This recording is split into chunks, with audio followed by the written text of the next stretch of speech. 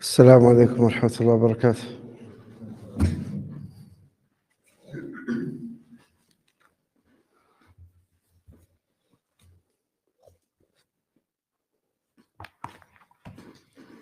إن الحمد لله نحمده ونستعينه ونستغفره ونعوذ بالله من شرور أنفسنا ومن سيئات أعمالنا.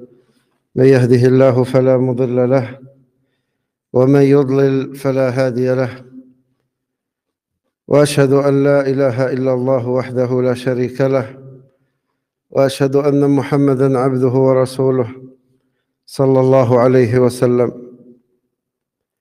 يا أيها الذين آمنوا اتقوا الله حق تقاته ولا تموتن إلا وأنتم مسلمون. يا أيها الناس اتقوا ربكم الذي خلقكم من نفس واحدة وخلق منها زوجها وبث منهما رجالا كثيرا ونساء، واتقوا الله الذي تساءلون به والأرحام إن الله كان عليكم رقيبا. يا أيها الذين آمنوا اتقوا الله وقولوا قولا سديدا يصلح لكم أعمالكم ويغفر لكم ذنوبكم، ومن يطع الله ورسوله فقد فاز فوزا عظيما. واعلموا أن أصدق الحديث كلام الله، وخير الهدي هدي محمد صلى الله عليه وسلم، وشر الأمور محدثاتها، وكل محدثة في دين الله بدعة، وكل بدعة ضلالة، وكل ضلالة في النار. اللهم علمنا ما ينفعنا وانفعنا بما علمتنا وزدنا علما وبارك لنا فيه. اللهم أصلح لنا النية والذرية والأهل والعمل.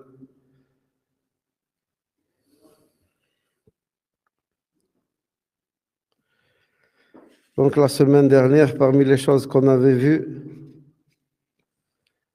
l'attestation, la deuxième attestation qui est témoignée que Mohammed sallallahu alayhi wa sallam est son messager, et aussi même la première, les deux attestations, c'est ça qu'on a vu la semaine dernière. Hein? طيب.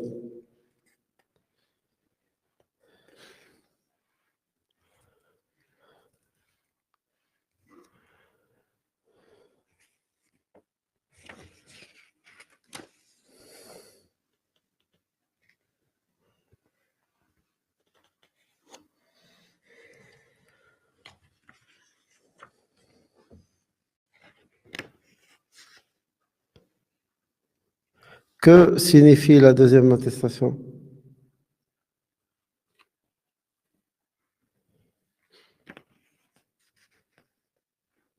Pas tous à la fois.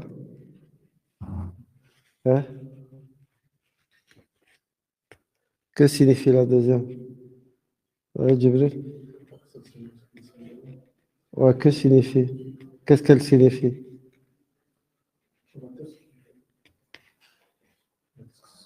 Que veut dire l'eau? C'est l'eau. Ah, je rigole. Comment? C'est lui qu'il faut suivre? Lui obéir? Qui a dit ça? Hein? Le dernier des prophètes? Non? On n'adore qu'Allah que avec la législation du prophète sallallahu alayhi wa sallam. طيب après, Asdin.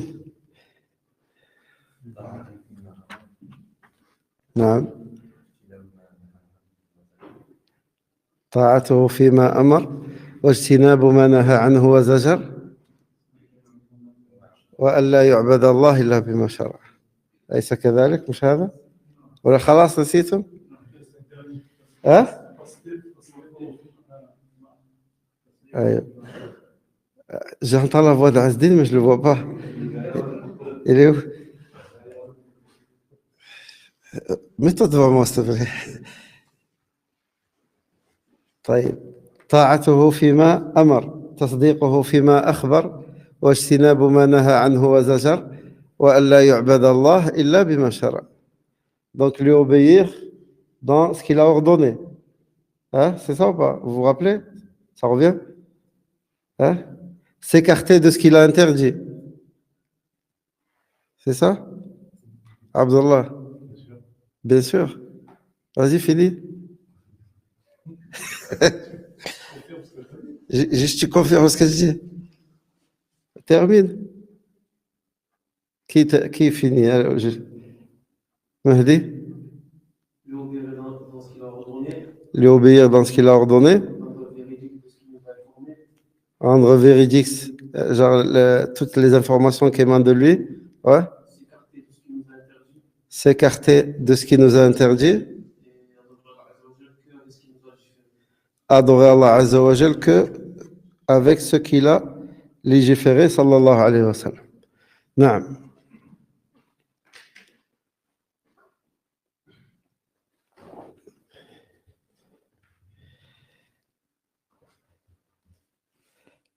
La dernière, qu'est-ce qu'elle signifie? Adorer Allah que ce avec quoi le messager d'Allah sallallahu alayhi wa sallam est venu où il a légiféré. Qui peut me l'expliquer? Chacun avec ses mots. Un autre. Si on ne fait pas, c'est des innovations. Pardon? Si on ne le suit pas, lui, Si on va faire de nous-mêmes, c'est des innovations. Si on ne le suit pas lui, tout ce qu'on va faire de nous-mêmes, c'est des innovations.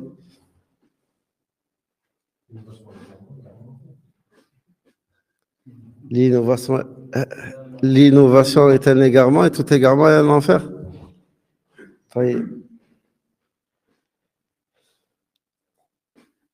Pour faire simple, on adore Allah Azza wa Jal que de la façon que lui a adoré Allah Azza wa Jal, de la même manière. On prie comme le prophète sallallahu alayhi wa sallam a prié. On jeûne comme il a jeûné. On parle du jeûne obligatoire. Et ce qui est surrogatoire, c'est chacun selon ses possibilités. Mais la manière est la même. D'accord? La façon de jeûner est la même. Si on ne fait pas cela, si on prie d'une manière différente que celle du messager d'Allah,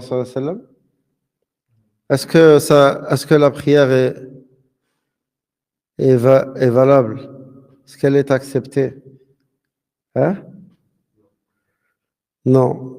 Pourquoi elle ne serait pas acceptée? Parce qu'elle n'est pas conforme à ce qu'il a légiféré, sallallahu alayhi wa sallam. D'accord? Et on avait vu auparavant, dans plusieurs cours, les étapes du suivi du prophète, sallallahu alayhi wa sallam. Hein? Parmi eux, il y a la façon, le comment. Vous vous rappelez? On ne peut prier comme on le souhaite nous, mais on doit prier comme le prophète sallallahu alayhi wa sallam a prié. Car c'est lui qui nous a ordonné cela et Allah Azza wa Jal nous a ordonné aussi de le suivre sallallahu alayhi wa sallam. L'innovation qui est interdite, c'est celle qui est dans la religion, dans la législation. Ce qui concerne les choses mondaines, fais ce que tu veux. Tu veux innover, innove. Hein? Tu veux créer une voiture qui... Fais ce que tu veux, fabrique ce que tu veux. Mais en ce qui concerne la législation, il ne t'est pas permis d'y ajouter quoi que ce soit. Ni d'enlever. D'accord? Que ce soit la prière, la récitation du Coran, la da'wa à Allah Azza wa Jal. Tu dois appeler Allah comme le messager d'Allah sallallahu alayhi wa sallam a appelé Allah. Et comme il nous a ordonné, comme il l'a ordonné à Abu Musa al-Ash'ari et Mu'ad, radiyallahu anhu, tu dois suivre l'exemple du prophète sallallahu alayhi wa sallam dans toutes les adorations. Dans toutes les adorations.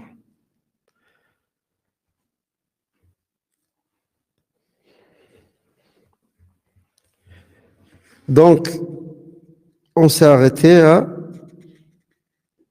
la parole de l'auteur, rahimahullah, la preuve de la prière est la parole d'Allah Azza wa Jal, car la prière demeure pour les croyants une prescription à des temps déterminés. Inna salata kanat ala al-mu'minina kitaban mawquta. Avant cela, Akhil Karim,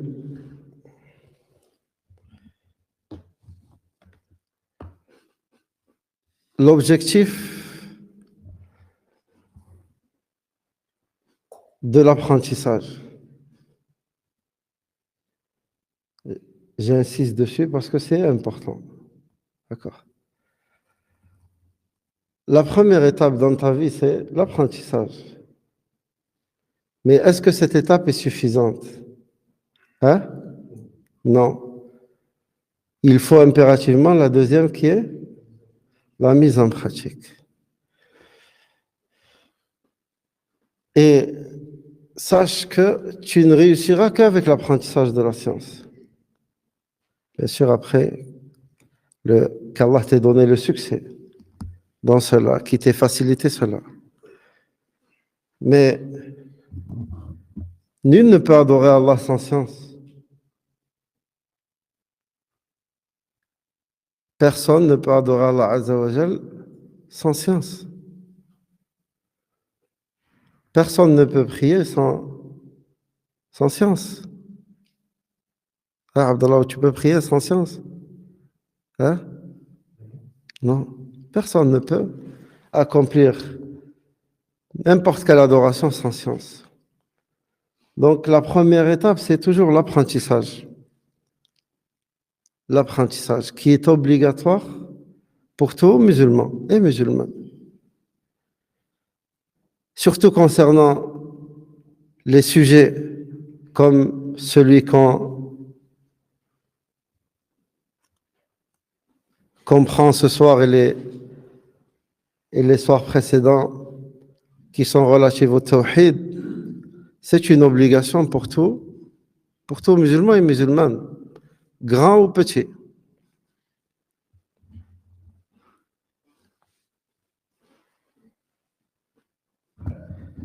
أنت يا عبد الله أمامك أمر عظيم. أنت أمامك أمر عظيم. أمامك اليوم الآخر.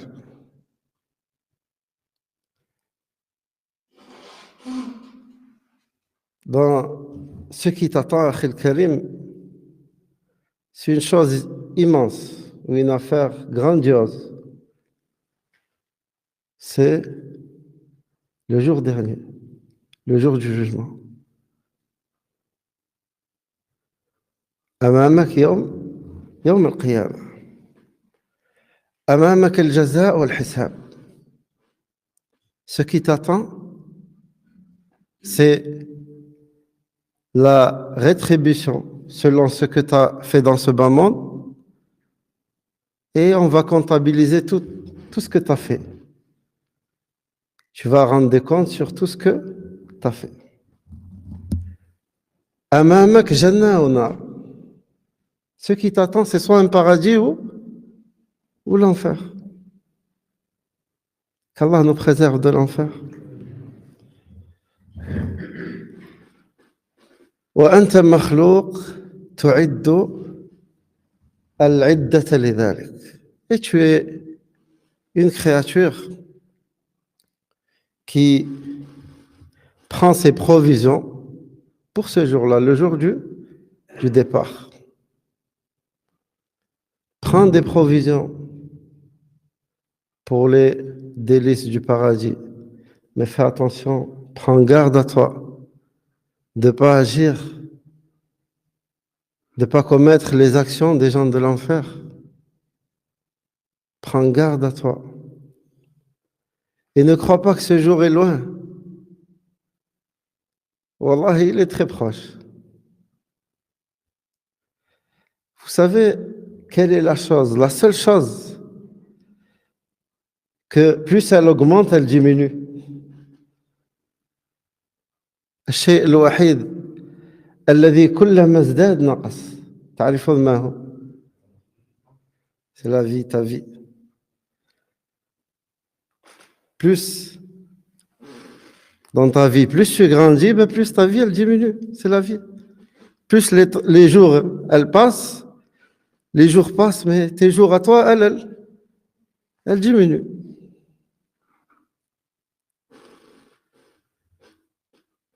Et ne te dis pas, je suis jeune, je n'ai que 16 ans ou je n'ai que 20 ans. J'ai la vie devant moi. Wallahi, tu ne sais pas quand tu quitteras ce bas monde.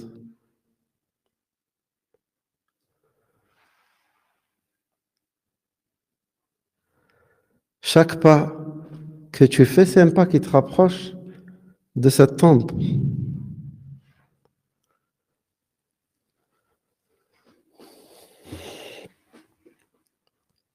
Et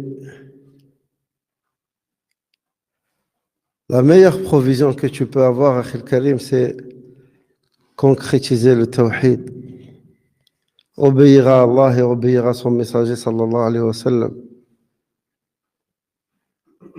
Et la pire des choses avec laquelle tu peux rencontrer ton Seigneur, c'est le fait de lui donner un associé. Allah, il prend garde à cela. Si Allah Azza wa Jalla a dit à son messager, sallallahu alayhi wa sallam, لئن أشركت ليحبطن عملك ولتكونن من الخاسرين. Si Allah dit à son messager, si tu me donnes un associé, tu seras certes parmi les perdants et tes actions seront vaines. لا مجاملة في طاعة الله وفي التوحيد. ما في مجاملة.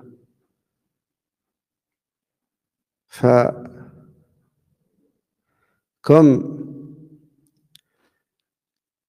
quand tu t'apprêtes à voyager, un grand voyage, tu prépares tes valises, tes bagages, tu dis au revoir aux gens que tu aimes, prépare aussi tes bagages pour l'au-delà. Car le voyage, il sera long. Et il se peut qu'il soit imminent le départ.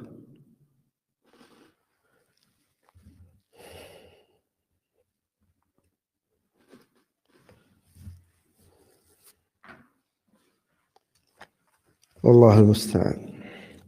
طيب قال المصنف رحمة الله عليه: ودليل الصلاة قوله تعالى: إن الصلاة كانت على المؤمنين كتابا موقوتا. يقول الشيخ عبد الرزاق البدر حفظه الله، قال: ودليل الصلاة أي أنها فرض واجب على كل مسلم ومسلمة. قول الله تعالى: إن الصلاة كانت على المؤمنين كتابا موقوتا. على المؤمنين، يقول الشيخ: هذا يدل على الوجوب، أي أنها واجبة على المؤمنين ولازمة ومتعينة. يجب على كل مسلم ومسلمة أن يكون من أهل الصلاة محافظا عليها في أوقاتها. الصلاة يا رعاكم الله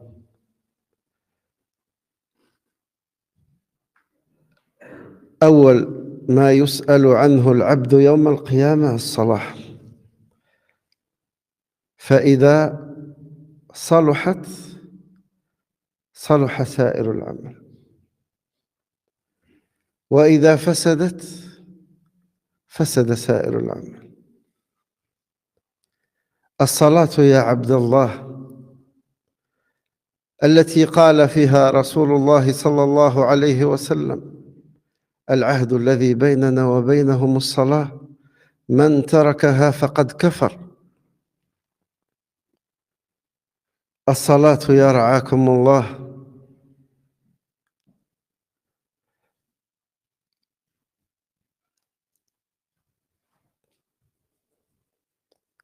التي من ضيعها فإنه لما سواها أضيع.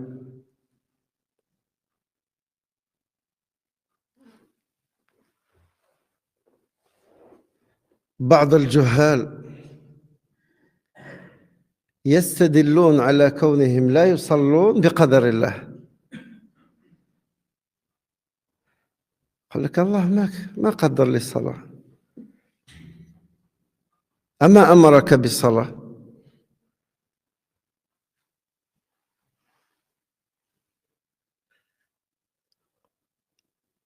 في كم آية في القرآن أمرك الله عز وجل بإقامة الصلاة؟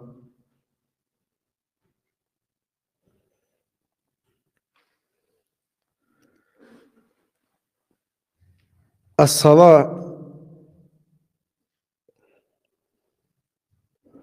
الركن الثاني من أركان الإسلام.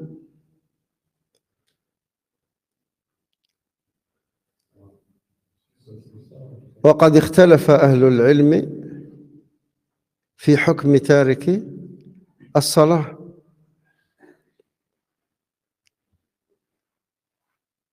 يعني الذي يتركها تكاسلا وتهاونا.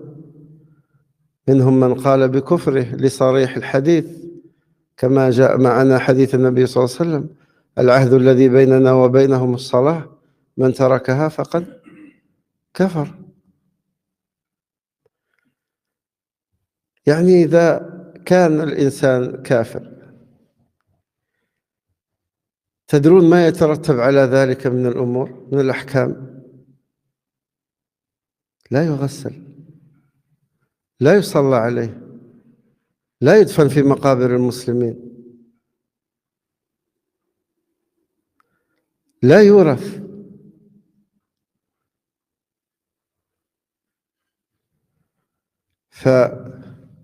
إياك وتضييع الصلاة.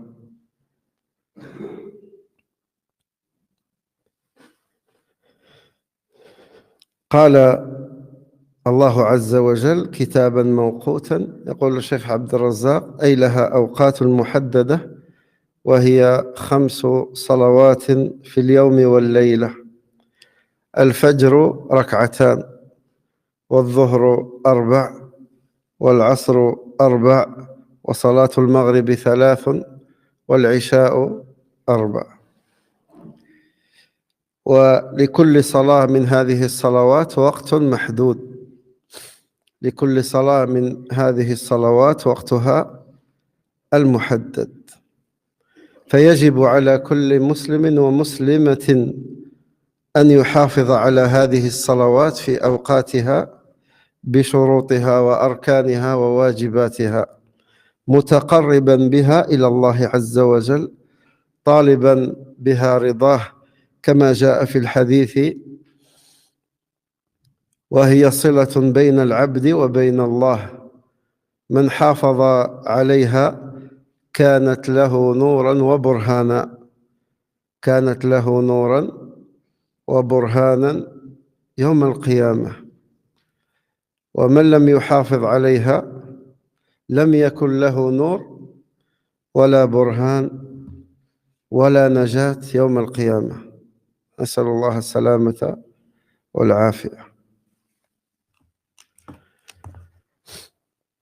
Donc le cheikh dit dans le commentaire la preuve de la prière, c'est-à-dire qu'elle est une prescription obligatoire pour tout musulman et musulmane. Donc la preuve est dans la parole d'Allah subhanahu wa ta'ala, dans le sens du verset: car la prière demeure pour les croyants une prescription à des temps déterminés. Pour les croyants. Donc le cheikh dit: ceci montre l'obligation, c'est-à-dire qu'elle est obligatoire aux croyants, d'une obligation individuelle. Il est obligatoire à tout musulman et à toute musulmane d'être un adepte de la prière, en observant strictement ses horaires. La prière, yara'ak Allah, qui est le deuxième pilier de l'islam. La prière Allah, le messager d'Allah sallallahu alayhi wa sallam a dit à son sujet la différence ou le pacte qu'il y a entre nous et eux, la prière, celui qui la délaisse a mécru. La prière,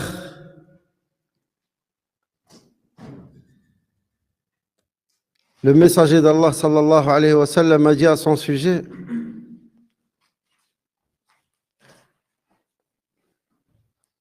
la première des choses sur laquelle le fils d'Adam sera questionné le jour du jugement, c'est la prière. Si elle est bonne, le reste de ses actes seront bons, tout le reste est bon. Et si elle n'est pas bonne, ben le reste aussi ne sera pas bon. Qu'en est-il de celui qui n'a pas de prière du tout?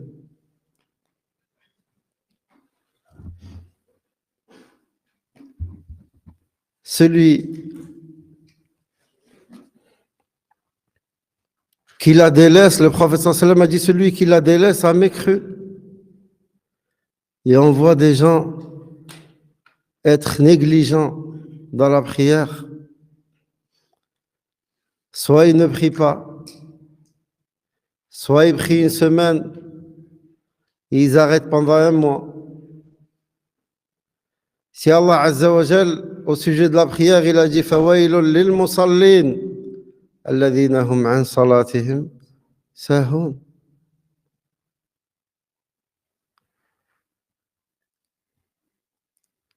Allah menace ceux qui sont négligents vis-à-vis de la prière par un fleuve parmi les fleuves de l'enfer. Ceux qui sont négligents, qu'en est-il de ceux qui ne la prient pas? Hein? Oh, toi qui veilles la nuit, qui reste jusqu'à je ne sais pas quelle heure, et quand c'est l'heure de le faire, c'est là où toi tu t'endors.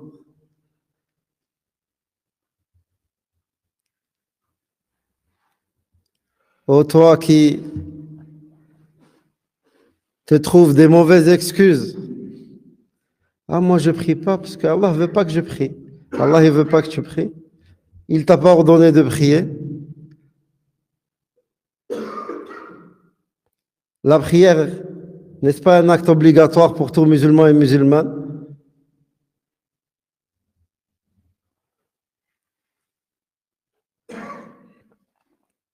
Et celui qui est négligent dans sa prière, il sera certainement négligent dans les autres adorations. Celui qui est négligent dans sa prière, il sera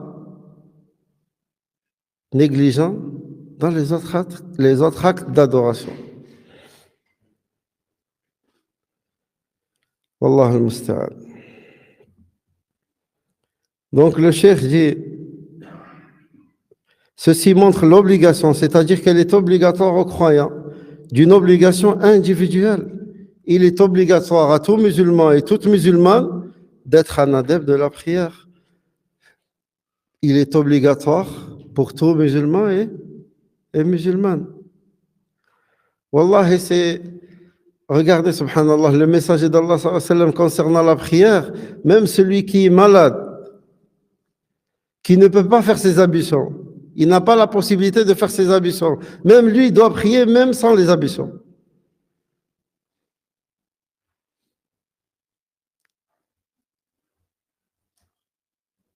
Certaines personnes, quand ils sont à l'hôpital, moi, je ne peux pas me nettoyer, je ne peux pas faire mes ablutions, donc je ne peux pas prier.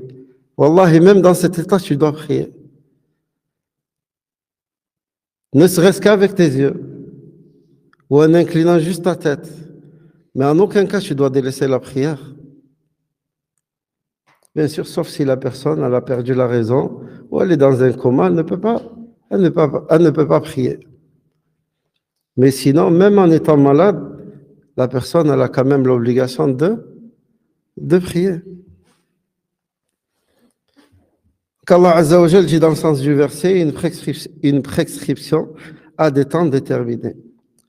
Le cheikh dit, c'est-à-dire qu'elle a des horaires déterminés, qui sont les 5 prières dans une journée et une nuit, 2 unités de prière pour le Fajr, 4 pour le Dhuhr, 4 pour l'Asr, 3 pour Salat al-Maghrib et 4 pour Salat al-Isha. Donc chacune de ces prières a son horaire déterminé. Il est aussi obligatoire à tous musulmans et musulmanes d'observer strictement ces prières en leurs horaires, avec leurs conditions, leurs piliers et leurs obligations, se rapprochant par elles, c'est-à-dire par la prière d'Allah Azza wa Jal, en recherchant par l'accomplissement de la prière la satisfaction d'Allah subhanahu wa ta'ala. Et le cheikh dit, comme il est rapporté dans le hadith, et elle est un lien entre le serviteur et Allah, celui qui l'observe strictement, elle sera pour lui une lumière et une preuve au jour de la résurrection.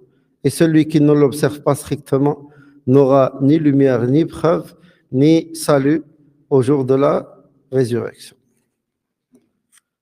هذا بعجالة فيما يتعلق بالصلاة.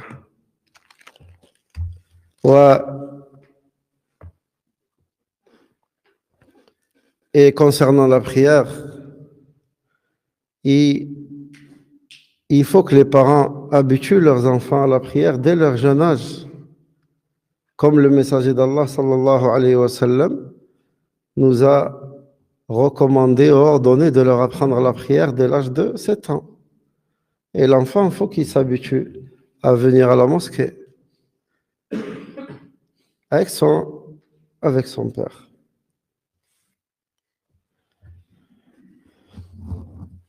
قال رحمه الله: ودليل الزكاة قول الله سبحانه وتعالى: خذ من أموالهم صدقة تطهرهم وتزكيهم بها وصل عليهم إن صلاتك سكن لهم. قال: ودليل الزكاة، أي دليل الزكاة المفروضة زكاة المال، قول الله عز وجل: خذ من أموالهم صدقة، أي زكاة لأموالهم، فائدتها وثمرتها ماذا؟ لماذا هذه الزكاة؟ لأنها تطهرهم وتزكيهم بها. يقول الشيخ: هذا فيه أن الزكاة طهرة للمزكي وبركة لماله ونماء له وخير وبركة عليه، تطهرهم وتزكيهم بها. والزكاة سميت زكاة لأنها تزكي صاحب المال وتزكي المال، ويبارك لصاحب المال في ماله، بخلاف الربا والعياذ بالله فإنه يمحق المال. الربا يتوهم المرابي أنه ينمي ماله وهو محق للمال والبركة، والزكاة يظن بعض الناس أنها تنقص المال وهي زكاة ونماء للمال، فالله عز وجل يمحق الربا ويربي الصدقات سبحانه وتعالى. فالزكاة والصدقة بركة على المال في الدنيا والآخرة. يتصدق الإنسان بصدقة ولو شيء يسير، ولو شيء قليل، بركة لماله، ويكون ذلك ذخرا له يوم يلقى الله سبحانه وتعالى. وجاء في الحديث: إن الله طيب لا يقبل إلا طيبا. من تصدق بعدل تمرة من كسب طيب أخذها الله سبحانه وتعالى بيمينه ورباها له، كما يربي أحدكم فلوه أو فصيلة، ثم يجدها يوم القيامة مثل الجبل. يعني تمرة تجدها أنت يوم القيامة مثل الجبل، ثمرة واحدة. الله المستعان. فالصدقة يا رعاكم الله بركة على الإنسان في ماله، في صحته، وأيضا هي أجر وثواب له يوم القيامة. يقول الشيخ: والزكاة جزء يسير من المال تؤخذ من شيء كثير من المال مما أعطاك الله تؤخذ من الأغنياء وترد للفقراء. الزكاة ليست مطلوبة من كل مسلم، إنما الزكاة مطلوبة من المسلم الذي بلغ ماله النصاب. يؤخذ جزء يسير من هذا المال ويرد للفقير، فتسد بهذه الزكاة حاجة الفقراء، عوزهم. يكون صاحب المال وقف مع الفقراء بدعمهم ومساندتهم وإدخال السرور عليهم، وفي الوقت نفسه يكون هذا المال زكاة له. فالزكاة تؤخذ من الأغنياء وترد على الفقراء وهي مفروضة. والذي لم يزكي ماله عذبه الله بهذا المال يوم القيامة، فنفس المال يعذب به. إن كان المال بقرا أو كان المال غنما وماشية أو كان المال إبلا يؤتى بها يوم القيامة في يوم كان مقداره 50,000 سنة، ثم تطأه بأظفارها وأقدامها رائحة وغادية ذاهبة وراجعة، تطأ هذا يعني صاحب هذا المال بأقدامها. وإن كان المال ذهبا أو فضة فإنه يؤتى بهذا المال ويحمى به في نار جهنم، ويكوى به جنبه وجبينه في يوم كان مقداره 50,000 سنة.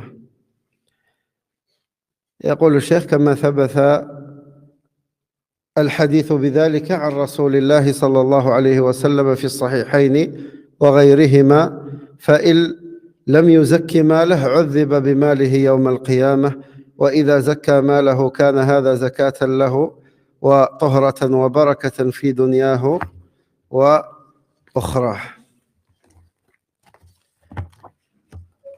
Donc la preuve de la zakat est la parole d'Allah Azza wa Jal dans le sens du verset: prélève de leurs biens une aumône par laquelle tu les purifies et les bénis, et prie pour eux. Ta prière est une quiétude pour eux. Le cheikh dit, rahimahullah, la preuve de la zakat, c'est-à-dire la preuve de l'obligation de la zakat, la preuve que la zakat est obligatoire sur les biens, réside à la parole d'Allah subhanahu wa ta'ala dans le sens du verset: prélève de leurs biens une aumône, c'est-à-dire une purification de leurs biens dont le bénéfice et les fruits sont, comme dit Allah dans le sens du verset, par laquelle tu les purifies et les bénis. Le cheikh dit, rahimahullah, ceci montre que la zakat est une purification pour celui qui la verse, une bénédiction de ses biens, et elle les fait fructifier, tout comme elle est un bien, est une bénédiction sur lui. Allah dit dans le sens du verset: par laquelle tu les purifies et les bénis. Le cheikh dit, rahimahullah, donc la zakat a été nommée ainsi parce qu'elle purifie, tuzakki, elle purifie le propriétaire des biens, et elle purifie aussi les biens et apporte la bénédiction dans les biens pour leurs propriétaires. Et yarhamukallah, ceci est donc le contraire de l'usure, le contraire de riba. Il n'y a aucun bien dans l'usure. Bien au contraire, les gens pensent que les intérêts qui touchent, que cela augmente la somme d'argent dans leur compte, mais wallah, elle enlève toute la bénédiction qu'il y a dans leur argent.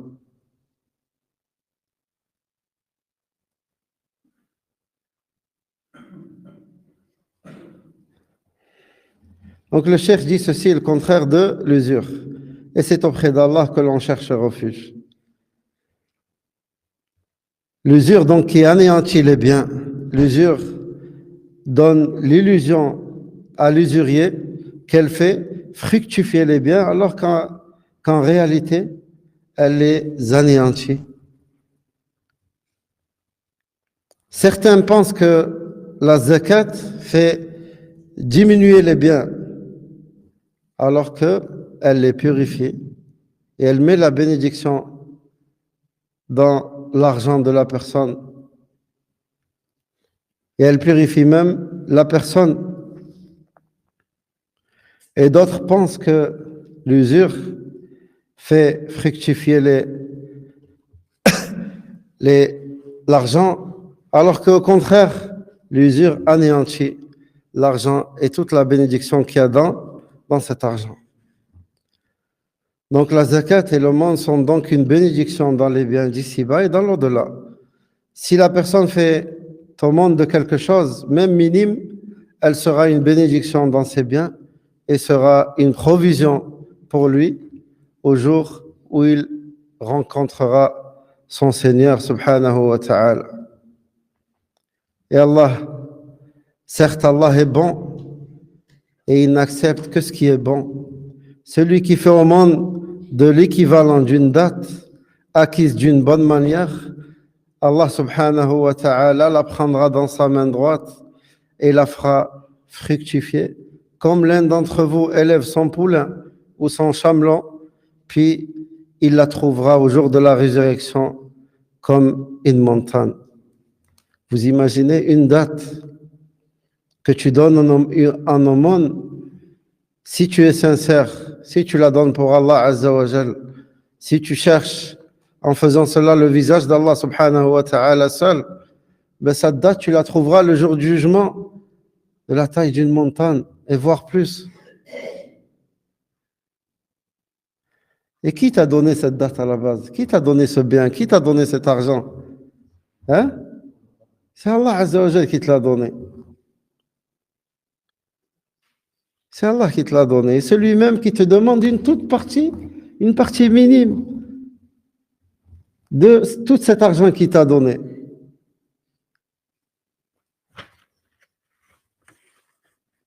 Allah al-Musta'an. Donc le cheikh dit, il trouvera une date semblable à une montagne. Le monde est donc une bénédiction pour l'être humain dans ses biens et sa santé, et sera également une récompense et une rétribution en sa faveur au jour de la rétribution, le jour où il rencontrera son Seigneur subhanahu wa ta'ala. Donc, le cheikh dit, la zakat est une légère part que tu prélèves des grands biens qu'Allah Azza wa Jalla t'a accordés. Elle est prise des riches et elle est versée aux pauvres.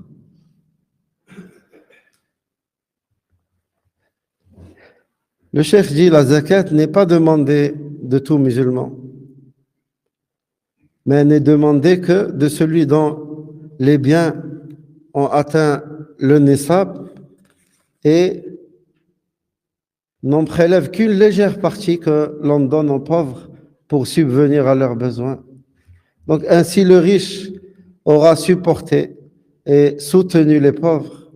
Il sera en même temps la zakat sera en même temps pour lui une purification de ses biens. La zakat est donc une aumône qui est donnée par les riches aux pauvres. Et elle est obligatoire.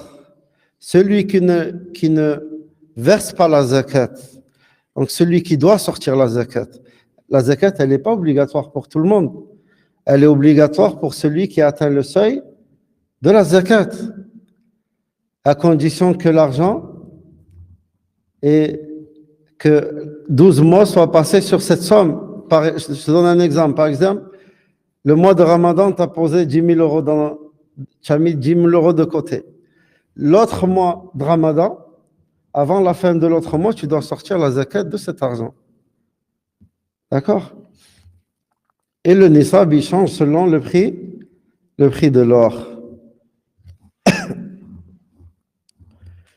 Le cheikh dit, si les biens étaient soit des bovins, ou des ovins ou du bétail, ou on viendra avec eux, genre Allah les fera venir le jour du jugement, un jour qui durera 50 000 ans, durant lequel la personne qui a refusé de sortir la zakat, elle sera continuellement piétinée par ces bêtes. Ils feront des va-et-vient sur lui. Une journée qui dure combien de temps? 50 000 ans. Donc ils feront des allers-retours sur lui en le piétinant. Et si les biens étaient sous forme d'or ou d'argent, on les amènera au jour de la résurrection. Ils seront jetés dans le feu de l'enfer et portés à un camp d'essence, et on cautérisera ses flancs, on les brûlera avec ses flancs, son front, avec cet or et cet argent, durant un jour dans la durée de, pareil que l'autre, 50 000 ans.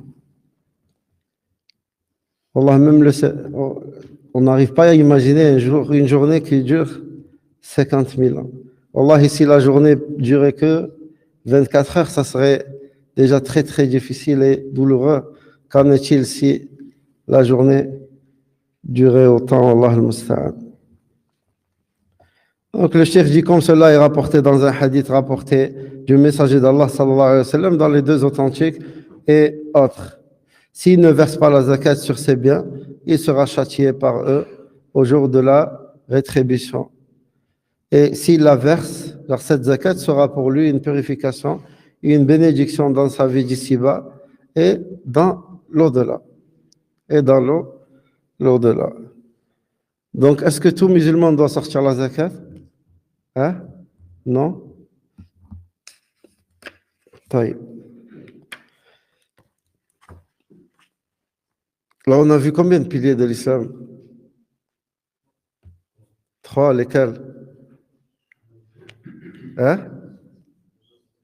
Un autre, qui c'est qui parle? Hein? Asdin. C'est lui qui a parlé. Donc, on a vu combien? 3 piliers, lesquels? Shahadatan, Salat, wa Zakat. Et il nous reste combien alors? 2, qui sont? Je laisse ton fils répondre.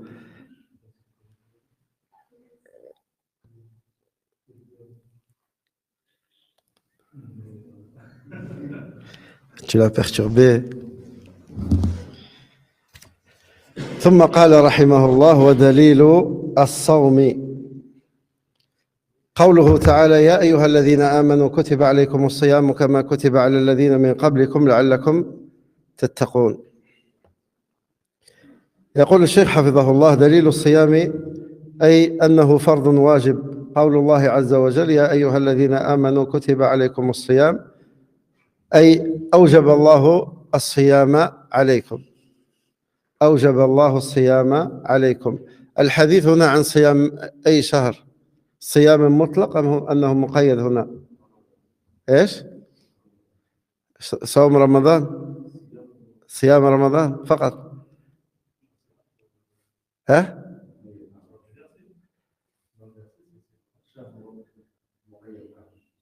ها؟ مطلق ولا مقيد؟ مقيد. طيب يعني الواجب صيامه في شهر رمضان هو الواجب فقط صح ولا لا؟ ها؟ L'obligation concernant le jeûne, c'est juste le mois de Ramadan ou le jeûne même lundi, jeudi, hein? Que le Ramadan qui est obligatoire. D'accord? Donc les 6 jours de Shawwal, ils sont obligatoires? Non, c'est une sunna. D'accord. Taïb. Et les prières, il y a combien de prières obligatoires? 5. Et la sunna de Fajr, elle n'est pas obligatoire? Pardon? Elle est recommandée?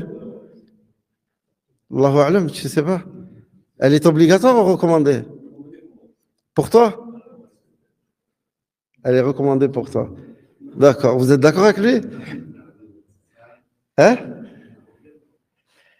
Elle est obligatoire? Elle n'est pas obligatoire. Les seules prières obligatoires, c'est les 5 prières. Al-Fajr, Subh, non, je rigole. Fajr, الظهر, العصر, المغرب والعشاء. Hein? Et الشفع والوتر. Hein? Ça veut dire quoi, الشفع والوتر? C'est une sunna? Que le witr, il n'y a pas الشفع. T'es sûr? Certain? Abdallah? Hein? طيب, ça veut dire quoi الشفع? Ça veut dire quoi le witr?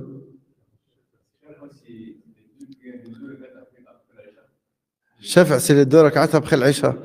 Mais que signifie le mot Shafa? Ça veut dire père. Et witr, impair.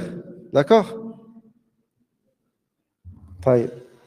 Le witr, à la base, la prière de nuit, elle se prie witr comme le messager d'Allah sallallahu alayhi wa sallam nous a donné de faire.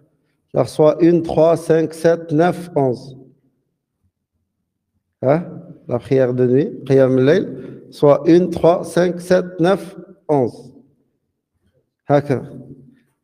13, selon un avis, et c'est la parole de Aïcha radiallahu anha qui a dit que le prophète sallallahu alayhi wa sallam a prié un soir, une fois 13 unités, mais d'autres savants rassemblant les preuves, vu que c'était les 2 de Sunnat al-Fajr. Wallahu a'lam. Donc au maximum 13. D'accord? Au maximum 13, si on prend cet avis-là. Et on ne dépasse pas les 11 ou les 13 pour les prières de la nuit. Taïb, on revient au jeûne. Donc le seul jeûne qui est obligatoire, le jeûne du Ramadan. C'est ça? Non, c'est bien ça. قال دليل الصوم أي أنه فرض واجب قول الله تعالى يا أيها الذين آمنوا كتب عليكم الصيام أي أن الله عز وجل أوجب عليكم الصيام وافترضه عليكم كما كتب على الذين من قبلكم أي من الأمم فقد فرض عليهم الصيام وكتب عليها الصيام وكانت مأمورة به كما كتب على الذين من قبلكم لعلكم تتقون أي لتنالوا بالصيام تقوى الله فهو من أعظم الأمور المعينة على تقوى الله على تحقيق التقوى وهو جنة للصائم من اللهو والرفث ومن سخط الله ومن النار الصيام جنة كما جاء في الحديث.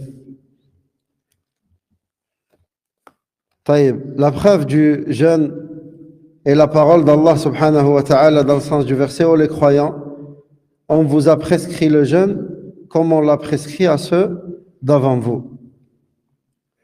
Donc le cheikh dit, hafidahullah, la preuve du jeûne, c'est-à-dire qu'il s'agit d'une prescription obligatoire.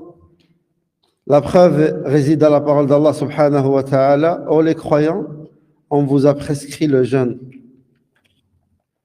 C'est-à-dire qu'Allah Azza wa Jal a rendu obligatoire le jeûne. Et on parle ici du jeûne du mois de Ramadan. Puis il dit subhanahu wa ta'ala dans le sens du verset, comme on l'a prescrit à ceux d'avant vous. Le cheikh il dit, le jeûne fut également prescrit et rendu obligatoire aux communautés nous ayant précédé, les communautés avant nous, et il leur fut ordonné eux aussi de jeûner. Allah dit كما كتب على الذين من قبلكم لعلكم تتقون, comme on l'a prescrit à ceux d'avant vous, ainsi atteindrez-vous la piété. Le cheikh dit donc, c'est-à-dire afin que vous atteigniez par le jeûne la crainte d'Allah. Il s'agit de l'un des plus grands moyens aidant à concrétiser la piété. Le jeûne est une protection pour le jeûneur contre la distraction et les rapports, ainsi que contre le courroux d'Allah et le feu. Le messager d'Allah sallallahu alayhi wa sallam a dit, le jeûne est une protection.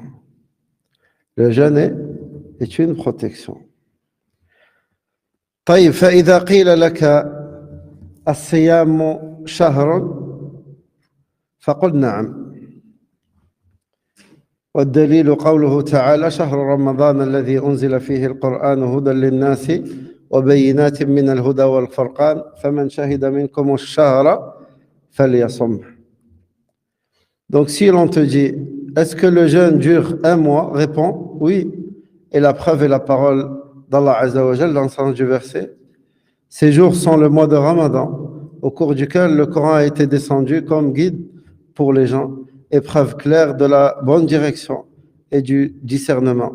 Donc quiconque d'entre vous est présent en ce mois, qu'il jeûne, c'est-à-dire qu'il jeûne le mois de Ramadan. يقول الشيخ فإذا قيل لك الصيام الشهر يعني مدة الصيام الذي افترضه الله سبحانه وتعالى شهر واحد، يعني هل هو شهر أو هل هو أكثر من شهر أم أقل من شهر؟ ما هي المدة التي افترضها الله علينا أو افترض الله علينا صيامها؟ شهر، مش أقل ولا أكثر؟ شهر ونصف؟ لا، أسبوع. طيب إذا سئلت إذا قيل لك الصيام يعني الذي افترضه الله على عباده ما مدته؟ أشهر واحد أو أزيد أو أقل؟ فقل نعم شهر واحد في كل سنة يلزم المسلم أي يصوم هذا الشهر وهو شهر رمضان. فما الدليل على ذلك؟ قل والدليل قول الله تعالى شهر رمضان الذي أنزل فيه القرآن هدى للناس وبينات من الهدى والفرقان فمن شهد منكم الشهر فليصمه. انتبه يا رعاك الله في ما ذكره المؤلف، يعني منذ أن بدأنا قراءة هذا الكتاب ما فيه إلا قال الله قال الرسول، الصوم واجب والدليل كذا، الصلاة واجبة والدليل كذا.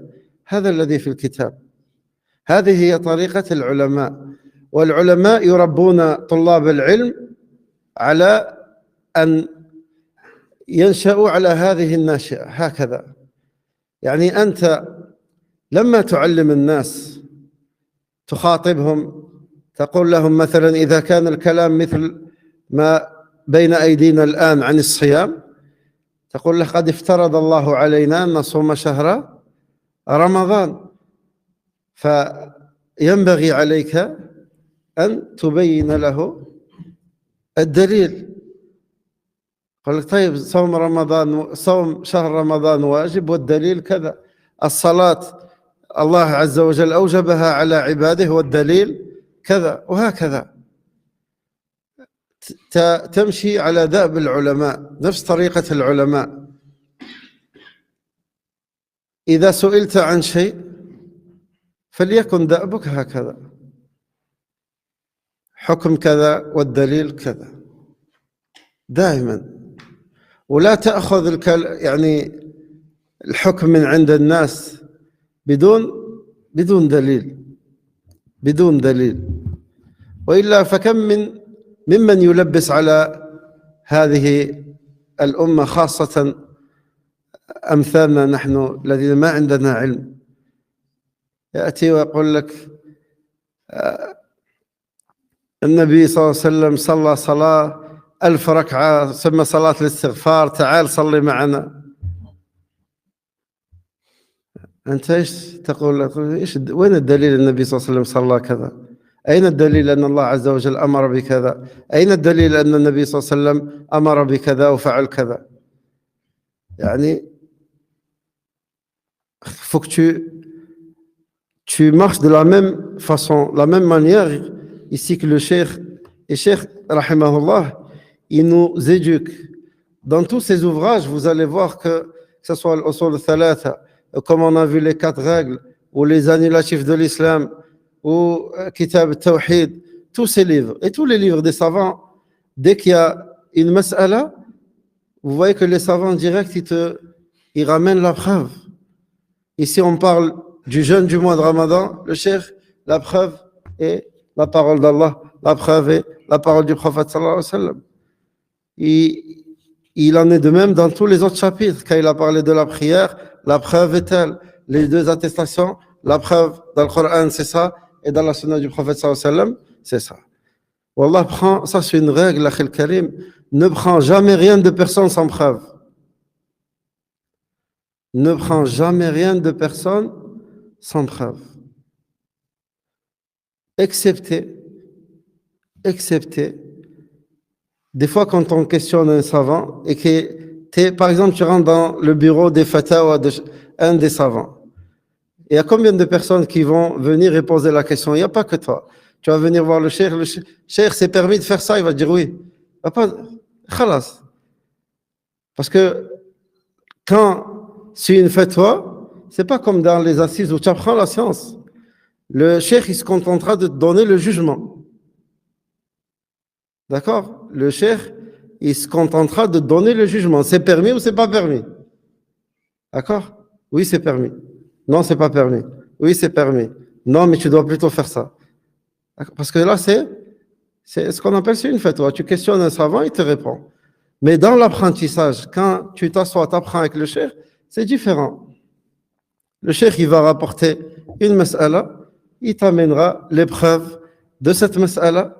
Des fois même, les différentes paroles, les divergences des savants concernant la mas'ala et l'avis que le cheikh voit le plus juste, l'avis qu'il a pris lui. Il te dira, à mon avis, l'avis le plus juste est tel, pour telle et telle raison. D'accord? Parce qu'on voit des fois je sais pas comment je vais les appeler, des petits, hein?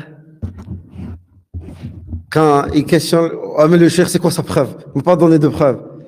Je l'ai questionné, il m'a pas donné de preuve. Ou quand tu lui rapportes la parole, non, tu as le droit de chercher, de demander la preuve. Mais c'est pas comme ça qu'on se comporte avec les mashayikh ou ni avec les paroles des mashayikh. Hein? Ou c'est pas, souvent c'est des gens qui juste, ils sont pas d'accord avec la parole du cheikh, oh mais il a pas donné de preuve. C'est juste parce qu'il est pas d'accord. Ça va pas dans son sens à lui. Non, il a pas donné de preuve. Juste, il faut que tu fasses la différence. Quand le cheikh répond à des questions, quand c'est des fatwas, ou quand il enseigne, c'est pas لكل مقام مقال. لكل مقام مقال.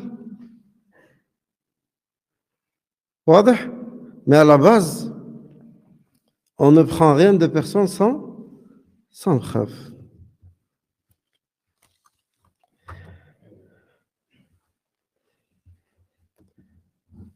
طيب قال والمراد بصيام هذا الشهر يعني الإمساك في نهار رمضان بدءا من طلوع الفجر إلى غروب الشمس في كل أيام رمضان عن الطعام والشراب وسائر المفطرات. Donc le cheikh dit, si on te dit, est-ce que le jeûne dure un mois? C'est-à-dire la durée du jeûne qu'Allah subhanahu wa ta'ala a prescrit est-elle d'un mois au plus ou moins? Si l'on te demande le jeûne prescrit, donc le jeûne obligatoire que Allah a rendu obligatoire pour ses serviteurs, combien de temps il dure? Est-ce qu'il dure un mois ou il dure plus ou moins? Donc réponds, oui, le musulman doit jeûner un mois par an et il s'agit du mois de Ramadan. Quelle est la preuve de cela? Dis, si on te demande c'est quoi la preuve, dis-leur la parole d'Allah subhanahu wa ta'ala dans le sens du verset. Ces jours sont le mois de Ramadan au cours duquel le Coran a été descendu comme guide pour les gens, épreuve claire de la bonne direction et du discernement. Donc quiconque d'entre vous est présent en ce mois, qu'il jeûne. Ça veut dire quoi qui est présent dans ce mois? Hein? Celui qui est vivant. Comment? Qui est résident.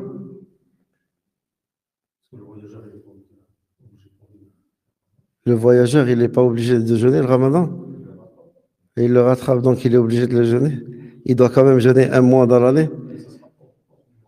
Non, hors mois du Ramadan. Mais on parle l'obligation pour lui, il la rattrape. C'est comme une dette il doit s'acquitter quand même de cette dette. Et il a combien de temps pour le rattraper, vu qu'on a vu ça pendant le Ramadan? Avant le prochain Ramadan. Non. Donc Allah subhanahu wa ta'ala a ordonné à celui qui est présent durant ce mois, c'est-à-dire celui qui l'atteint, de le jeûner. Il s'agit ainsi d'un seul mois qu'Allah Azza wa Jalla a rendu obligatoire à ses serviteurs de le jeûner. Ce qui est voulu par le jeûne de ce mois, c'est le fait de s'abstenir durant chaque journée de Ramadan, de l'aube jusqu'au coucher du soleil, s'abstenir de la nourriture, de la boisson et du reste de ce qui rompt le jeûne. طيب وإذا قيل لك الصيام في الليل أو في النهار فقل في النهار والدليل قوله تعالى وكلوا واشربوا حتى يتبين لكم الخيط الأبيض من الخيط الأسود من الفجر ثم أتموا الصيام إلى الليل. Et si on te dit le jeûne est-il de jour ou de nuit? Réponds alors de jour. Et la preuve est la parole d'Allah subhanahu wa ta'ala dans le sens du verset. Mangez et buvez jusqu'à ce que se distingue pour vous le fil blanc de l'aube du fil noir de la nuit, puis accomplissez le jeûne jusqu'à la nuit.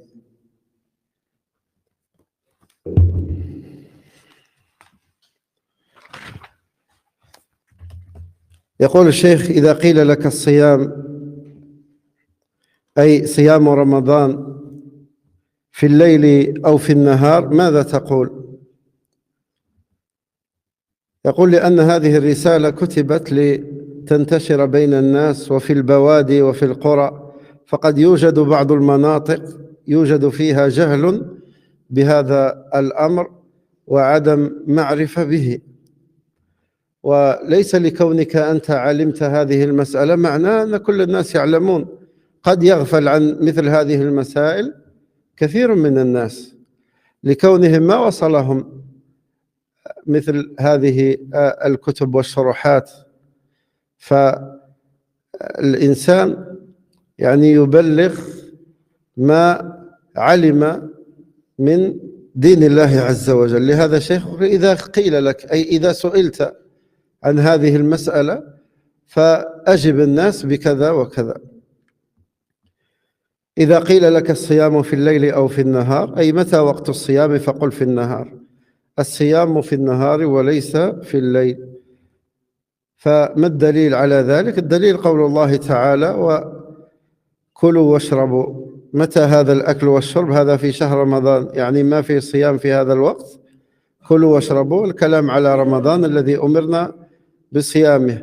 فمتى أي في الليل حتى يتبين لكم الخيط الأبيض من الخيط الأسود من الفجر ثم أتموا الصيام إلى الليل، يعني في الليل كلوا واشربوا، أما في النهار فأمسكوا عن الأكل والشرب. وقال الله عز وجل أحل لكم ليلة الصيام الرفث إلى نسائكم. في الليل ليس على الإنسان حرج ولا إشكال في الطعام والشراب وجماع أهله، هذا كله لا حرج فيه حتى يتبين لكم الخيط الأبيض من الخيط الأسود من الفجر. أي إذا طلع الفجر يجب على العبد أن يمسك إلى غروب الشمس أي إلى الليل. قال ثم أتموا الصيام إلى الليل، فهذا وقت الصيام في شهر رمضان من طلوع الفجر إلى غروب الشمس. Donc si l'on te dit le jeûne de Ramadan, donc quiconque, Allah Azza wa Jal dit quiconque d'entre vous est présent en ce mois qu'il jeûne. Donc le jeûne du Ramadan est-il de jour ou de nuit? Que réponds-tu? Le cheikh dit parce que cet épître a été écrit pour être diffusé dans les campagnes et les villages, et on trouve dans certaines régions l'ignorance de ce sujet et sa méconnaissance. C'est pas parce que toi aujourd'hui Allah t'a facilité, t'a appris telle ou telle chose que forcément tout le monde ait les mêmes connaissances que toi. D'accord? D'où le cheikh ici à chaque fois qu'il mentionne un sujet, il te donne la preuve Il te dit, si on te demande quelle est la preuve de telle chose, réponds, la preuve est la parole d'Allah ou la preuve est la parole du prophète sallallahu alayhi wa sallam. Donc, le jeûne doit s'effectuer quand? La nuit ou la journée? Hein? Donc, le cheikh dit, répond alors 2 jours. Le jeûne a lieu 2 jours et non 2 nuits. Et quelle est la preuve de cela? Hein? Kulu wa shrabu. Hein? C'est tout? Hein? حتى يتبين لكم الخيط الأبيض من الخيط الأسود من الفجر ثم أتموا الصيام إلى الليل. يعني في النهار تصوم، من الفجر إلى الليل تصوم، وفي الليل إيش؟ تفطر، تأكل وتشرب، لك أن تفعل ما تشاء مما أباحه الله لك. هذا هو الدليل. مر معنا الدليل إيش هو؟ قال الله قال رسوله صلى الله عليه وسلم. إذا قيل لك ما الدليل لا تقل قول الشيخ فلان. Hein? Si on te demande quelle est la preuve, ne dis pas c'est la parole du cheikh. Le cheikh a dit ça. C'est pas ça la preuve. La preuve c'est Allah il a dit ou le prophète sallallahu alayhi wa sallam a dit. C'est pas tel cheikh a dit ou tel cheikh a dit ou fulan a dit. Non. La preuve c'est Allah il a dit ou le messager d'Allah sallallahu alayhi wa sallam a dit. Donc, cette parole est au sujet du mois de Ramadan qui nous a été ordonné de jeûner, manger et buvez, quand cela, durant la nuit. Allah dit jusqu'à ce que se distingue pour vous le fil blanc de l'aube du fil noir de la nuit. Puis accomplissez le jeûne jusqu'à la nuit. Le cheikh dit, c'est-à-dire manger et buvez la nuit. Allah dit dans le sens du verset, on vous a permis la nuit du jeûne d'avoir des rapports avec vos femmes. La nuit, il n'y a pas de mal, ni aucune restriction pour que la personne mange, boive ou ait des rapports charnels avec son épouse. Tout ceci, donc, est permis. Jusqu'à ce que se distingue pour vous, comme Allah le dit dans le sens du verset, jusqu'à ce que se distingue pour vous le fil blanc de l'aube du fil noir de la nuit. Donc, lorsque l'aube se lève, il est obligatoire de manger. Hein? Durant le mois de Ramadan, lorsque l'aube se lève, on doit manger? Hein? Non, on doit s'abstenir de manger. On doit donc jeûner. Le jeûne commence de l'aube jusqu'au coucher du soleil. Et pas comme certains prétendent jusqu'à la nuit, jusqu'à l'heure de l'Isha, comme les Qur'aniyoun. Ils te disent non, c'est pas jusqu'au coucher. Allah il dit jusqu'à la nuit, donc c'est jusqu'à la prière de Isha. هؤلاء جهال. Allah al-Musta'an hadana Allah wa iyah. Donc jusqu'au coucher du soleil. C'est cela le moment du jeûne durant le mois de Ramadan, depuis le lever de l'aube jusqu'au coucher du soleil. واضح؟ كم بقي على الصلاة؟ ها؟ ربع ساعة. C'est quoi le suhour?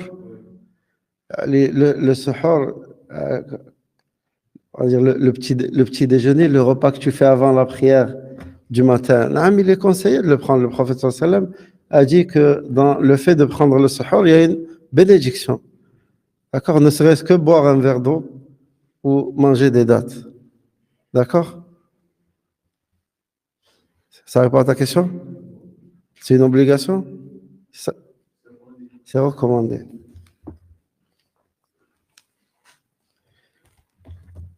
Vous avez des questions par rapport à ce qui a été vu? Ou on continue? Tu me fais peur, ne lève pas jamais. Dis-moi.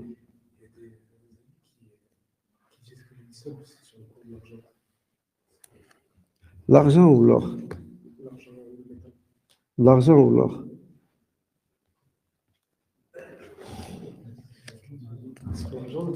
Soit l'argent, soit l'or. Non, sur la prière.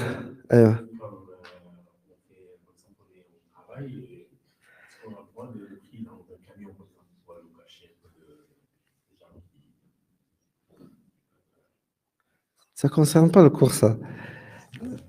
Après, Inch'Allah.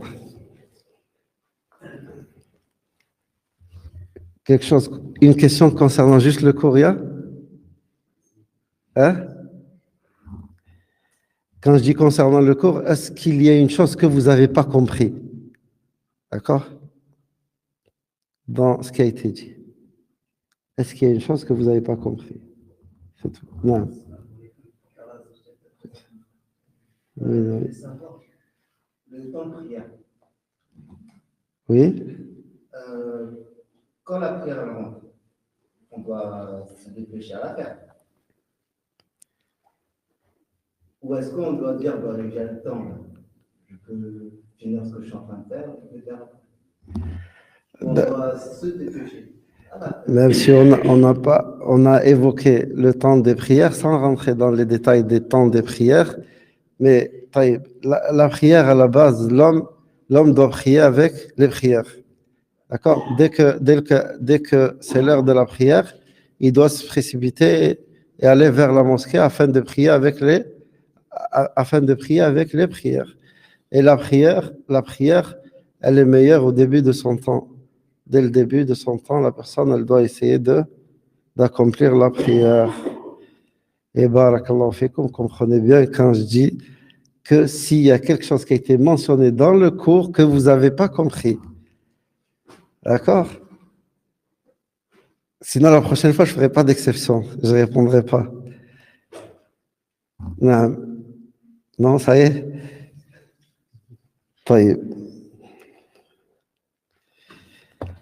قال رحمه الله ودليل الحج قول الله تعالى ولله على الناس حج البيت من استطاع إليه سبيلا ومن كفر فإن الله غني عن العالمين.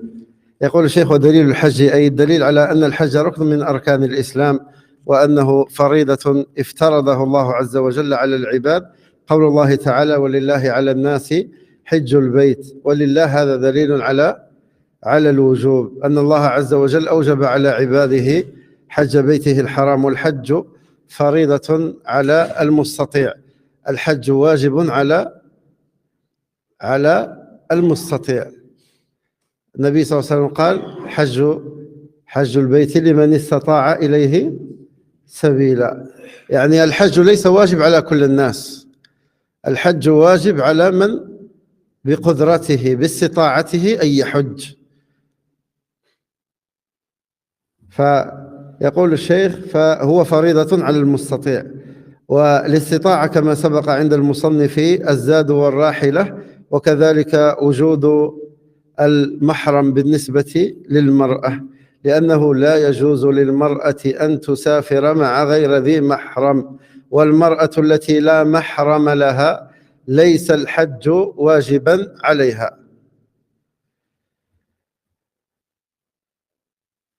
لأنه لا يحل لها أن تسافر إلا مع ذي محرم والله يقول ولله على الناس حج البيت من استطاع إليه سبيلا فالتي ليس معها محرم هذه لا تستطيع ولا يجب عليها يقول الشيخ والمرأة التي لا محرم لها غير مستطيعة لأنه يحرم عليها أن تسافر مع غير ذي محرم ولو كانت كبيرة ولو كانت برفقة النساء لا يحل لامرأة تؤمن بالله واليوم الآخر أن تسافر مع غير ذي محرم حرام عليها ما دامت تؤمن بالله عز وجل وباليوم الآخر واضح؟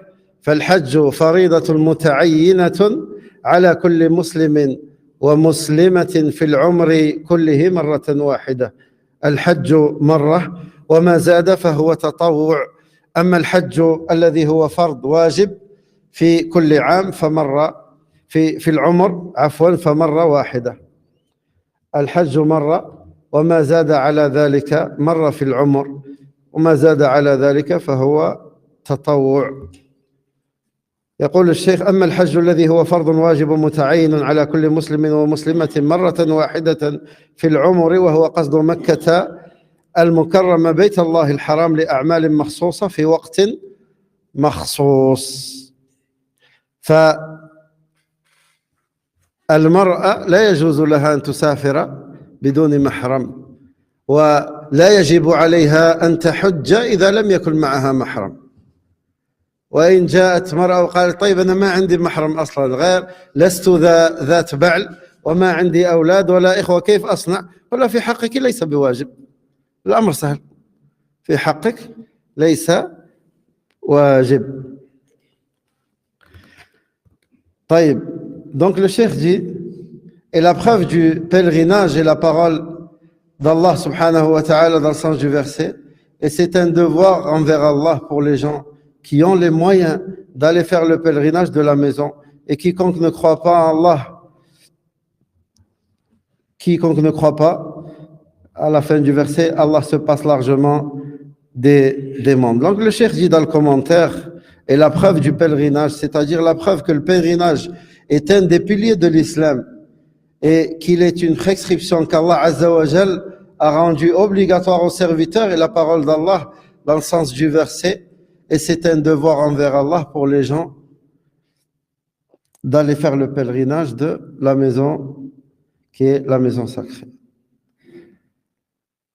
Et la parole d'Allah, et c'est un devoir envers Allah. Le cheikh dit, ceci prouve l'obligation, c'est-à-dire qu'Allah Azza wa Jal a rendu obligatoire à ses serviteurs de faire le pèlerinage à sa maison sacrée. Le pèlerinage est obligatoire à celui qui en a les capacités. Et la capacité, comme cela a été mentionné précédemment chez l'auteur dans d'autres ouvrages, elle est constituée des provisions et de la monture, ainsi que la présence d'un mahram pour la femme. Et ici, surlignez bien et ouvrez bien vos oreilles. Pour les femmes, le cheikh dit, et la présence d'un mahram pour les femmes,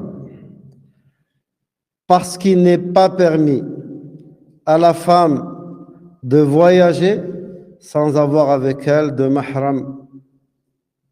Si la femme elle n'a pas de mahram, le pèlerinage n'est pas obligatoire pour elle, même si elle est âgée. Et le cheikh va le mentionner. Même si elle est âgée. Même si certains savants autorisent cela dans certaines conditions, mais la parole du prophète sallallahu alayhi wa sallam est claire. Toute femme qui croit en Allah et au jour du jugement dernier ne doit pas voyager sans mahram. Et donc le cheikh dit, parce qu'il n'est pas permis à la femme de voyager sans avoir avec elle de mahram. Le pèlerinage n'est pas obligatoire pour la femme qui n'a pas de mahram, car il ne lui est pas permis de voyager sans mahram. Et Allah dit dans le sens du verset, et c'est un devoir envers Allah pour les gens qui ont les moyens d'aller faire le pèlerinage de la maison. Et la femme qui n'a pas de mahram, ça c'est pas ma parole, c'est la parole du cheikh. Et la femme qui n'a pas de mahram n'a pas les moyens, parce qu'il lui est interdit de voyager sans mahram. Même si elle est âgée, ça répond à ta question. Même si elle est accompagnée d'autres femmes, il n'est pas permis à la femme qui croit en Allah et au jour dernier de voyager sans mahram. Ceci lui est illicite tant qu'elle croit en Allah subhanahu wa ta'ala et au jour dernier. Le pèlerinage est une obligation pour tous musulmans et musulmanes une fois dans leur vie. Une fois dans leur vie. S'ils le font plusieurs fois, le reste est considéré comme les actes surrogatoires, un pèlerinage surrogatoire. Mais l'obligation concernant tous musulmans et musulmanes, c'est une seule fois dans leur vie. Et il s'agit de se diriger vers la Mecque, la maison sacrée d'Allah, pour y accomplir des actes déterminés dans une période déterminée. Et nous sommes dans la période du pèlerinage, de l'Qa'da et de l'Hijja, d'où les gens ont déjà commencé leur voyage vers la maison sacrée pour justement accomplir cet grand acte d'adoration, qu'Allah fasse qu'on puisse l'accomplir autant de fois qu'on puisse. Allah al-Musta'an. Donc, non.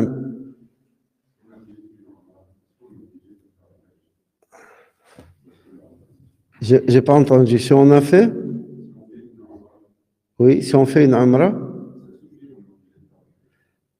non, on est obligé de faire le hajj. Pour celui qui a les moyens, on est obligé de faire le hajj. Et celui qui a les moyens, il est obligé pour lui de faire la umrah. D'accord? Et certains tombent dans une des ruses de Shaitan. Il a les moyens, par exemple, de faire la umrah maintenant. Il va dire non, mais je vais attendre, moi je ramasse l'argent pour faire mon hajj. Wallah, fais ta umrah et Allah certainement te facilitera par la suite pour ton hajj. Aujourd'hui, tu n'es pas dans la capacité d'accomplir le hajj, mais tu as la capacité d'accomplir la umrah. Donc accomplis la umrah. Pour celui qui peut, qui le fasse. Et comme cela a été mentionné au début du cours,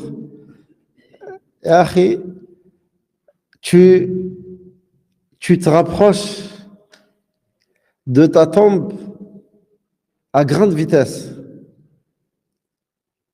Tu ne sais pas si Allah te permettra de vivre jusqu'à cette année-là où toi, tu espères faire ton pèlerinage. Aujourd'hui, si tu as la capacité de faire la umrah, fais-la. Fais-la. Ne remets pas demain ce que tu peux faire aujourd'hui. Je parle des choses bien, les actes d'adoration. À la base, que la personne doit hâter ces choses-là et doit les faire le plus vite possible. Le pèlerinage, la umrah, sortir ta zakat, sortir une aumône. Ne te laisse pas leurrer par le shaitan. Ah, t'as le temps, attends. Ramasse. 10 ans après, il est toujours là. Ni il a fait la umrah, ni il a fait le hajj. Donc, ne te prive pas de ce bien. Si tu as la capacité d'aller accomplir la umrah, d'aller faire ta umrah, fais-la. Wallah al-Musta'an. Question concernant ce qui a été vu dans le cours, uniquement. Non. Si on a la capacité de la Hajj, j'ai la Hajjara ou j'ai parlé déjà dans le cours.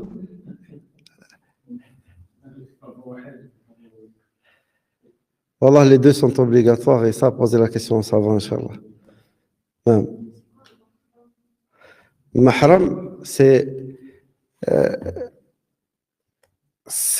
l'homme qui t'interdit à la femme en mariage, comme le père, le frère, le fils ou son mari. J'ai dit le père. Le beau-père. Non, mais le beau-père aussi. C'est juste pour attirer d'exemple, on ne va pas tous les citer. Hein? Non. Umrah, c'est le petit pèlerinage. La Umrah, tu peux la faire à n'importe quel moment de l'année. D'accord? C'est un petit pèlerinage, sauf qu'il n'y a pas, tu fais pas il n'y a pas de Ramil Jamarat, il n'y a pas Mina, ni Muzdalifa. La Umrah, c'est un peu comme le petit pèlerinage. Non.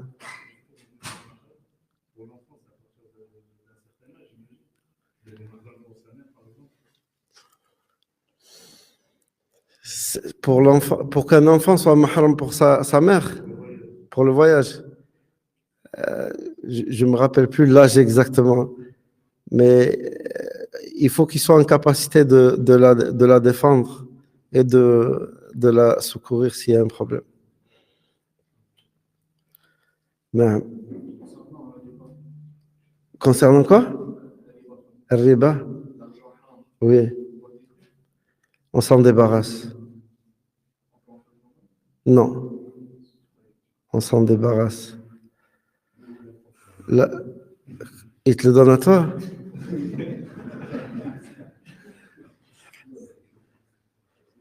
tu peux le donner, mais quand tu le donnes, tu t'en débarrasses. Ne crois pas que c'est une aumône. Toi, tu te débarrasses de cette chose. Mais après, moi, si je sais que c'est l'argent de l'usure, tu m'as pris pour un aspirateur, je prends que les mauvaises choses. Non, il faut s'en débarrasser. Il faut s'en débarrasser comme tu peux. Comme tu peux. Et tu peux le donner tu peux le donner aux pauvres, tu peux le donner aux gens qui sont dans les voyageurs et tout ça, tu peux leur donner. Mais ça ne sera pas une aumône. D'accord? Toi, juste, tu te débarrasses de cet argent. Tu veux qu'il tu donnes ton numéro? Ah.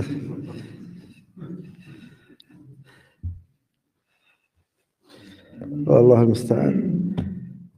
Donc, Inch'Allah, c'est bon pour ce soir, on s'arrête là. Comme ça, la semaine prochaine, on commencera à la parole du Cheikh. وَإِذَا قِيلَ لَكَ مَا الْإِيمَانُ والله المستعان. نعم. Une dernière question.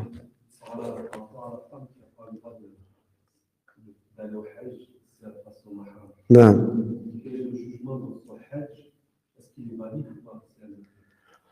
والله العلماء يقولون يعني إذا حجت المرأة بدون محرم أن حجها لا يكون مبرور لأنها جاءت بإثم اقترفت إثم في يعني السفر لكن حجها صحيح Les savants disent si la femme elle a accompli le hajj et qu'elle est partie qu'elle a voyagé sans son mahram, elle n'aura pas la récompense du hajj mabrour. Celui dont le messager d'Allah sallallahu alayhi wa sallam, il a dit il n'a pas de récompense si ce n'est que le paradis. Il n'a pas d'autre récompense que le paradis. Celui qui accomplit un hajj mabrour, la récompense de hajj c'est le paradis.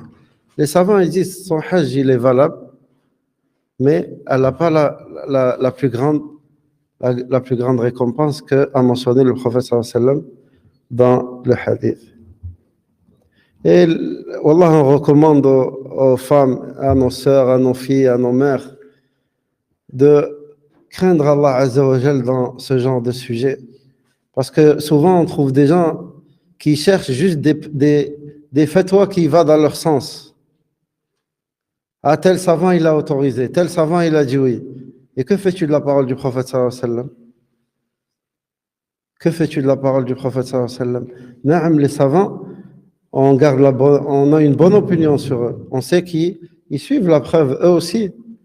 D'accord? On sait qu'ils essayent de craindre Allah au maximum. Et qu'ils suivent la parole du prophète sallallahu alayhi wa sallam et la parole d'Allah Azza wa Jal, sans aucun doute. Mais quand il y a un texte clair, comme celui-ci, quand on a une preuve claire, comme la parole du prophète sallallahu alayhi wa sallam ou la parole d'Allah Azza wa Jal, ça y est, il n'y a plus besoin de faire un effort sur quoi que ce soit. Le texte, il est là. Khalas, ce qu'on doit faire, c'est sami'na wa ata'na. D'accord? Donc, ne te cherche pas des excuses ou des fatwas qui vont dans ton sens, qui t'arrangent, comme on dit. Mais prends plutôt la parole d'Allah et celle de son prophète sallallahu alayhi wa sallam. Certes, il n'y a pas mieux que les savants pour t'expliquer la parole d'Allah et la parole de son prophète sallallahu alayhi wa sallam. Mais quand on a des savants qui divergent sur un sujet, tu as des savants qui te disent non, il n'est pas permis. En aucun cas, il est permis à la femme de faire ça. D'autres te disent dans certains cas, il l'autorise. Dans le doute, prends la précaution. Prends la précaution. Et ici, la parole du prophète sallallahu alayhi wa sallam, alhamdoulilah, elle est claire. Elle est claire, la femme. Une femme qui croit à Allah et au jour du jugement dernier, elle ne doit pas voyager sans محرم. هذا وصلى الله وسلم وبارك على عبده ونبيه محمد وعلى آله وأصحابه أجمعين. سبحانك اللهم وبحمدك أشهد أن لا إله إلا أنت أستغفرك وأتوب إليك. بارك الله فيكم.